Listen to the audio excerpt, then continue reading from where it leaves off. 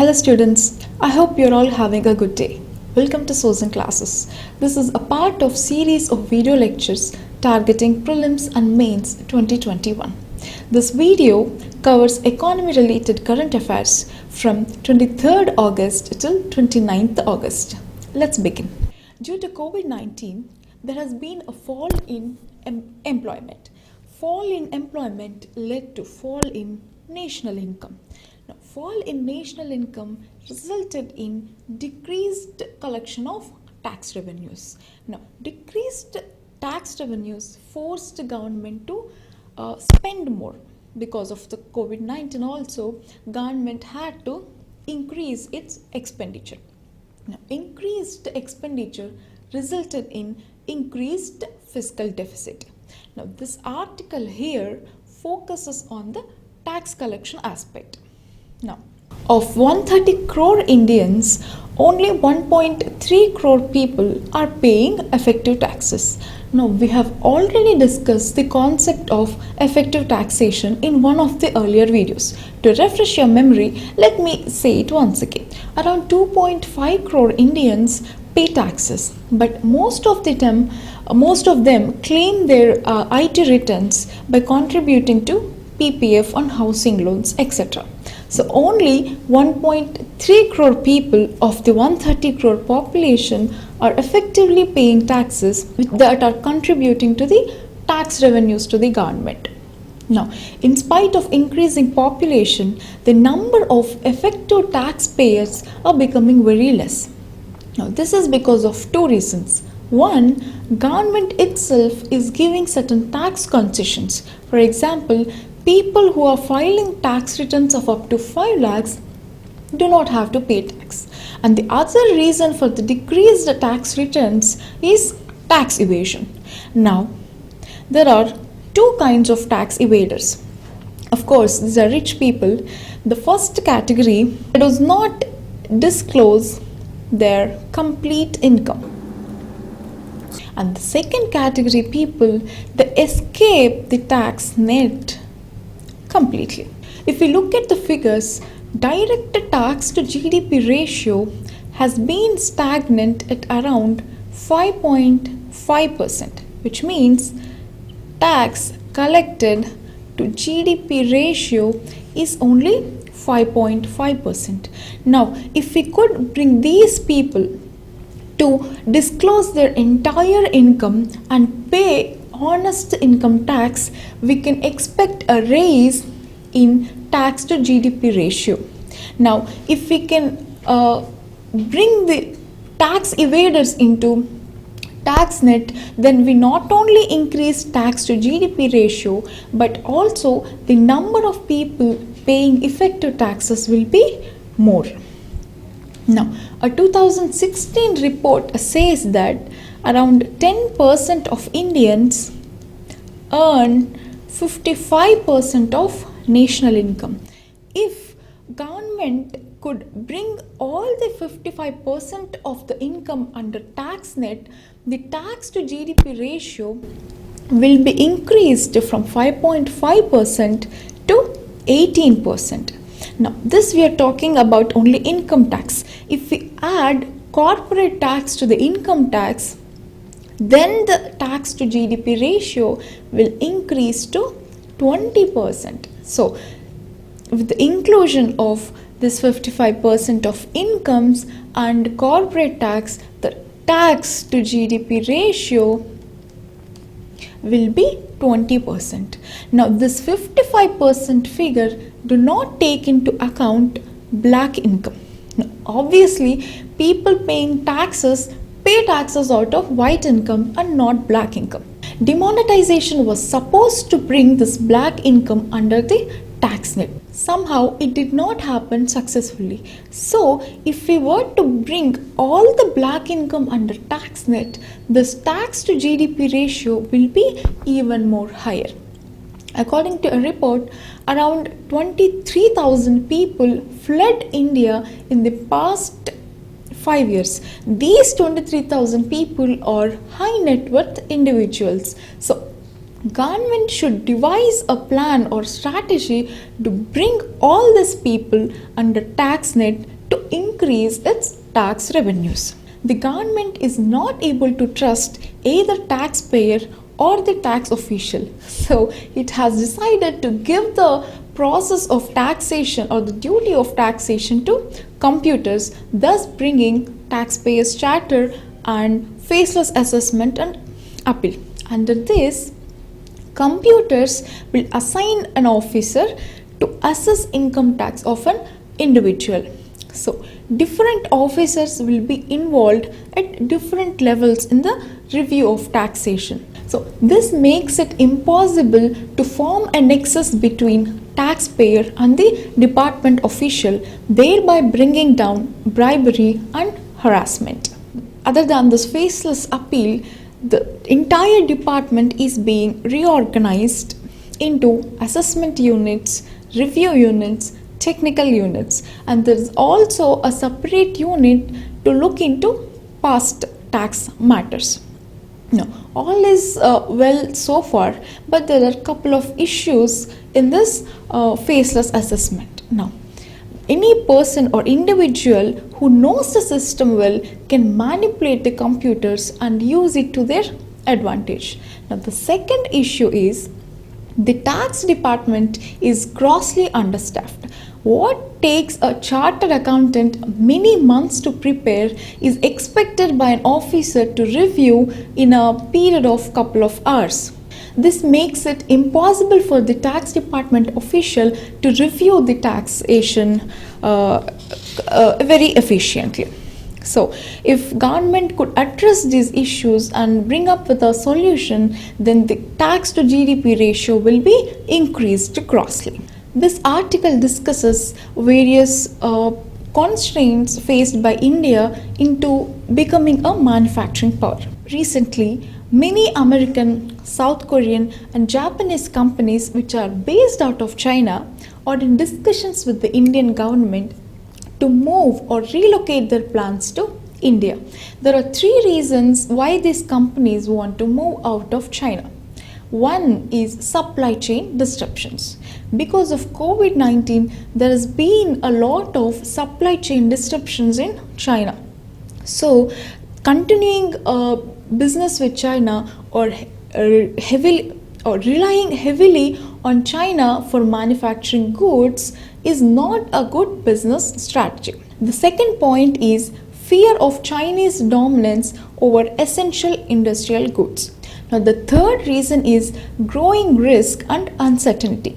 We all know that China is having geopolitical and trade disputes with many other economies like US. In this scenario, it is not advisable to continue business with China. So, these are the three reasons why companies are moving out of China and they are looking to other options. One of them is India. But we have to question ourselves, is India ready? India lags far behind China in world manufacturing output. While China ranks first, India ranks 6th in the world manufacturing output. For your information, the countries between China and India are US, Japan, Germany and South Korea in that order. Manufacturing sector's contribution to GDP in 2018 is only 15%, which is against the target of 25%, which is to be attained by 2022. Now, after India opening its economy, it set a target that manufacturing growth should improve or should grow annually at the rate of 12%. But we've only achieved a dismal 7%. This is against the fact that China's growth rate in manufacturing sector is around 10.6%. Next to European Union, China is the largest exporter of manufacturing goods in the world with a share of 18% of total world exports. Sadly, India is not even in top 10 exporters, which contribute to 83% of world exports. Now, what are the reasons or constraints that are faced by India to becoming a manufacturing power? They are infrastructure constraints, disadvantageous tax policy environment, a non-conducive regulatory environment, high cost of industrial credit, poor quality of workforce, rigid labor laws, restrictive trade policies, low R&D expenditure, delays and constraints in land acquisition, and the inability to attract large-scale foreign direct investment into the manufacturing sector. Now, unless these challenges are addressed, we cannot, or India cannot compete with China into becoming a manufacturing power. Now, what is the role of states in making or in improving manufacturing sector? There should be a smooth coordination between center and states in following certain policies. Now, there are few states in India where the major manufacturing activity is concentrated. They are Maharashtra, Gujarat, Tamil Nadu, Karnataka, and Uttar Pradesh. One major factor that is important for the growth of manufacturing activity is the availability of land. Now, this may be one of the reasons why major manufacturing activity is concentrated in these states. However, there are other states which have the availability of land but are not properly contributing to manufacturing sector. They are AP, Telangana, Odisha, Bihar, Rajasthan, and Chhattisgarh and Madhya Pradesh. These states, despite having large availability of land, do not contribute to the growth of manufacturing sector. Now, states have to carefully examine the reasons why these particular states are not able to contribute to the manufacturing sector. Now, there's an idea. A strategic group can be formed with representatives from center, state, and top industry executives. Now, this strategy group can address the challenges faced by the states, can come up with the solutions, and also they can share ideas to improve manufacturing sector in India. This article discusses various reforms in agricultural market area and why they were not successful, or what should be done by the government to make those agricultural reforms successful. Recently, the government introduced 2 new ordinances which are expected to increase interstate trade and contract farming. These to improve intrastate trade and contract farming. However, there are several difficulties which need to be addressed in order for these policies to be fully functional. Let us look at the difficulties faced by the agricultural market system. The first difficulty is time inconsistency problem. Time inconsistency problem, which is otherwise called policy credibility problem. This is a situation in which decision makers' preferences change over time and they are not consistent at any point of time. Let me explain. In 2016, government introduced electronic national agricultural market. Now, the ENAM was intended to be a market-based mechanism for efficient price discovery of farmers. In its first phase, the ENAM covered 585 markets across 16 states and 2 union territories. Now, there are three prerequisites to be adopted, mentioned by the center, to be adopted by the states by implementing or by modifying their APMC Act, Agricultural Produce Market Committee Act. Now, what are the three prerequisites asked by the center to implement by the states? 1. Single license across the state. 2. Single point levy of market fee. Electronic auctioning in all markets. However, states could not or did not implement these changes suggested by the center, which led to the ENAM being far less effective than desired. So government reverted back to the public price support system and introduced in 2018 a scheme called PM Asha. Now, under the scheme, farmers are supplied or farmers are ensured that they get 50% more than the cost of cultivation.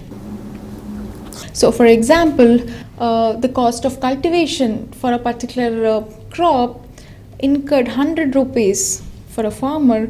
Government made sure that he will at least get 150 rupees for that particular produce.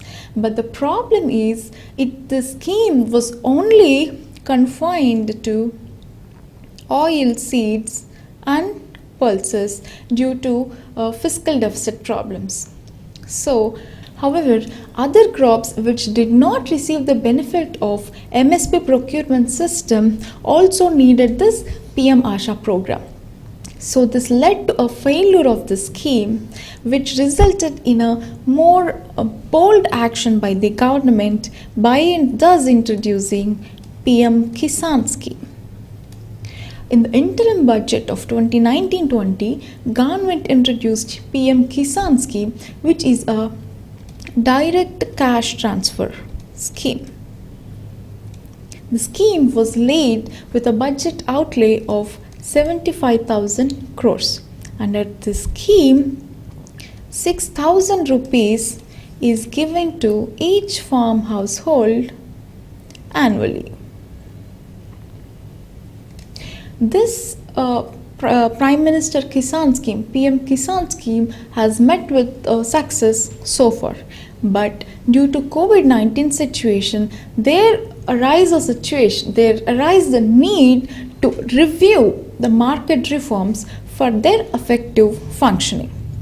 Now, this is the first difficulty we have discussed till now, that is time inconsistency problem. Now, because of the frequent flip-flops in the decision of the policy maker, it is difficult for any private player to invest in agricultural market system, thus benefiting farmers through contract farming.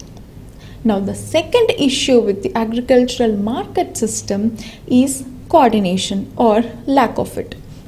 Now, coordination between center and states is very important, because although it is the center that pass ordinances, the implement of the same rests with the state. So without the proper coordination between center and states, proper implementation of these ordinances or any agricultural policy for that matter becomes very difficult.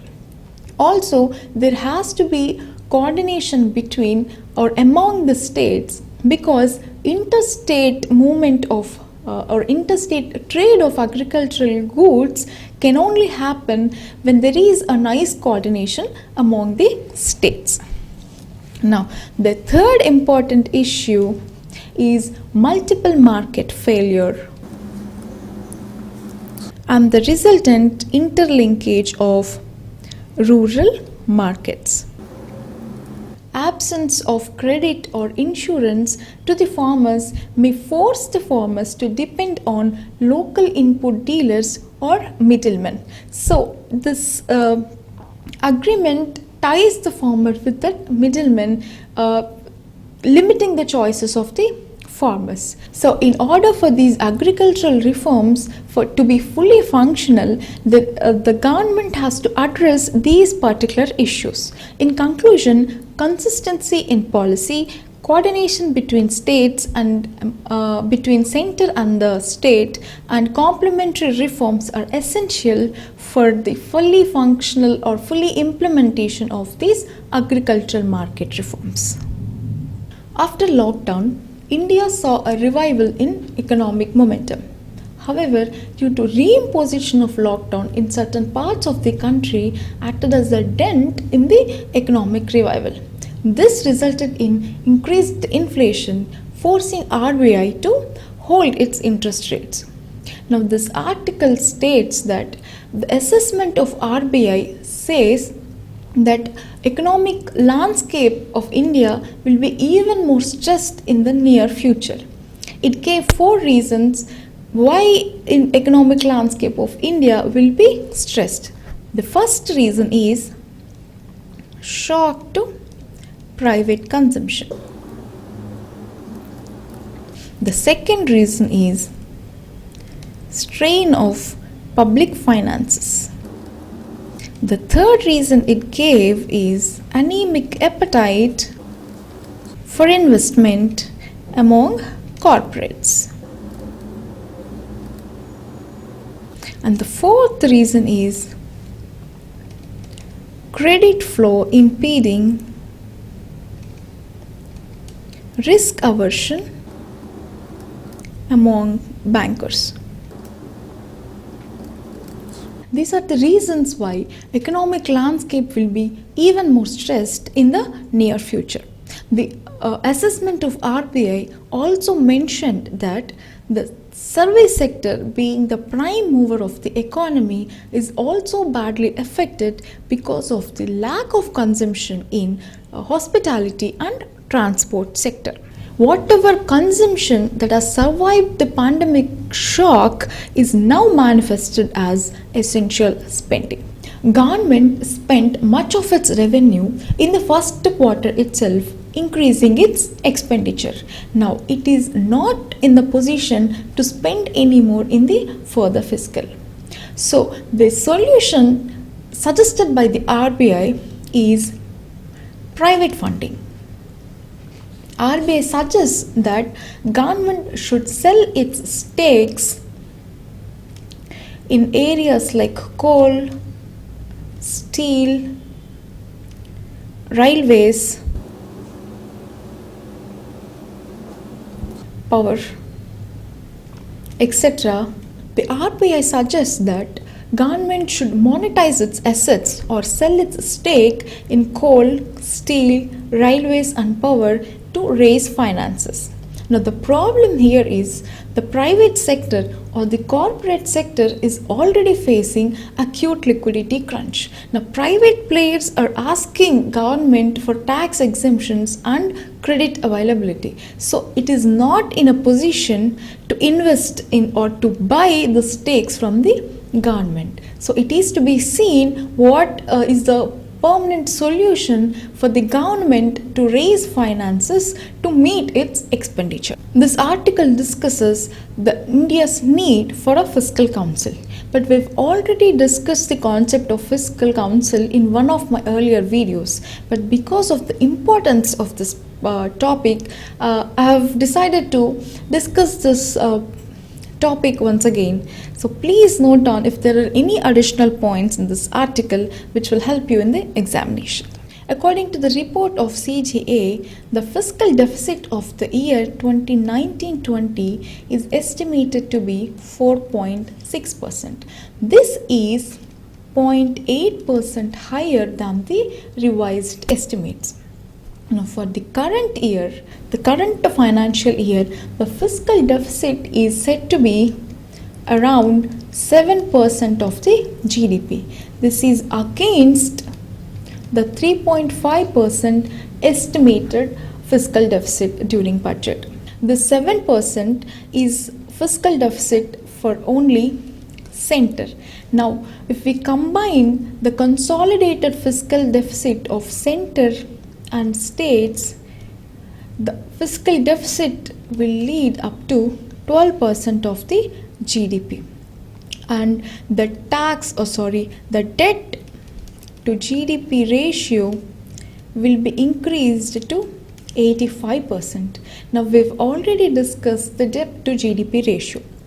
Debt is what government has to pay and GDP is what government earns.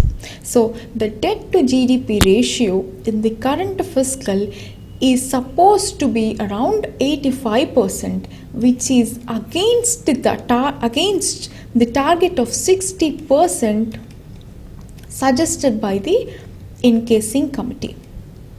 Now, this fiscal deficit do not take into account off-budget liabilities. Now, what is an off-budget liabilities? Government often take borrowings from the market bypassing the budget. So, those borrowings will not appear in budget. So, in spite of that, the fiscal deficit is growing more and more. So if off-budget liabilities are also added, it will be even the debt to GDP ratio will be even more. These figures clearly indicate that India is going through a recession. Now in recession, it is okay for the government to spend more or to increase its expenditure. But after a while, when India is in the path of recovery, then the fiscal deficit of the government will be unmanageable. Now, in this scenario, there has to be an institution or a higher authority which act as watchdog to oversee the fiscal policy of the government. Now, in this scenario, the concept of fiscal council takes relevance. 13th Finance Commission and 14th Finance Commission endorsed the idea of fiscal council. Now, while 13th Finance Commission suggests that an independent committee should be set up by the finance ministry, which will be eventually transferred into fiscal council, the 14th Finance Commission suggests that the fiscal council should be set up by the parliament and not by the finance ministry. So according to the 14th Finance Commission and FRBM Act, an independent council should be adopted by the Parliament, which reports directly to the Parliament. Now, what is a fiscal council? A fiscal council is an independent institution with a mandate to promote sustainability of public policies, especially fiscal policies. What are the objectives of the fiscal council? First, to bring in independent or transparency and accountability to the parliamentary proceedings, especially parliamentary proceedings related to fiscal council. Now, second, the cost of budget programs or policies will be reviewed by the fiscal council and will be kept in public domain. So it will increase public awareness and public will realize the budget constraints or the fiscal policies of the government. Finally, fiscal council will act as a conscience keeper. According to International Monetary Fund, around 36 countries in the world have established independent fiscal councils. Now, the important tasks of the fiscal councils is to make an independent analysis and review and monitor fiscal policies, review and monitor macroeconomic or budgetary policies, thereby providing alternative options for policymakers. The OECD in its 2013 report has documented the important principles needed for the setup of fiscal council. They are categorized under 9 broad heads. They are local ownership, independence and non-partisanship, mandate, resources, relationship with legislature, access to information, transparency, communication and external evaluation. Various case studies in countries like Belgium, Chile and the United Kingdom have shown that the IFIs or independent fiscal institutions have contributed greatly for better fiscal performances. In Belgium, it is legally required to adopt the macroeconomic forecast suggested by the Fiscal Council. In Chile, there are two independent bodies or two fiscal councils which helped in the improving their budget forecasts. In the United Kingdom, the Office for Budget Responsibility, which is a form of fiscal council, helped in improving budget sustainability. Cross-country evidence shows that independent fiscal councils can work better only when they are given complete freedom. Now, it is expected that a fiscal council in India will bring comprehensiveness, transparency, and accountability. With this, I'm winding up today's video. I hope you all liked it. Please go back and make note of important points that will help you in examinations. This is Dr. Spurti signing off. Thank you. Happy studying.